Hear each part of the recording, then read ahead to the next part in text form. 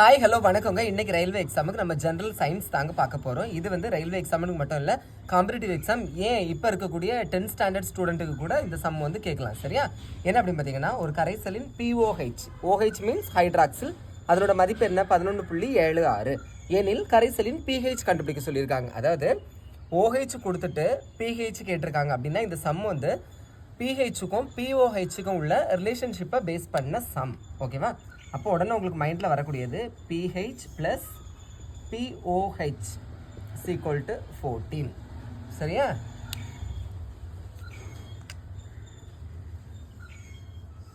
என்னமே நம்ம pH தான் கண்டுபிடிக்கணும். அது இந்த பக்கம் வைங்க, இந்த OH அந்த பக்கம் கொண்டு போங்க. அப்போ ப்ளஸ்ஸாக இருக்குது, அங்கே போகும்போது மைனஸ் ஆகும். அப்போ 14 - POH கிடச்சிருச்சா?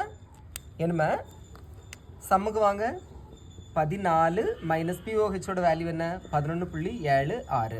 ஓகேவா? ஒரு கெமிஸ்ட்ரி பார்க்கும்போதே நம்ம மேக்ஸ் கடன் வாங்கி கழிக்க தான் பார்க்கலாமா?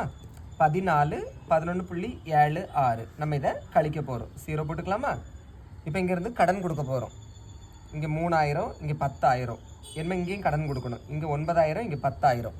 கழிச்சா என்ன வரும்? 4. 9லேருந்து 7 கழிச்சா 2, 3லேருந்து 1 கழிச்சா 2. ஓகேவா? அப்போது இதனோட ஆன்சர் என்ன? 2.24.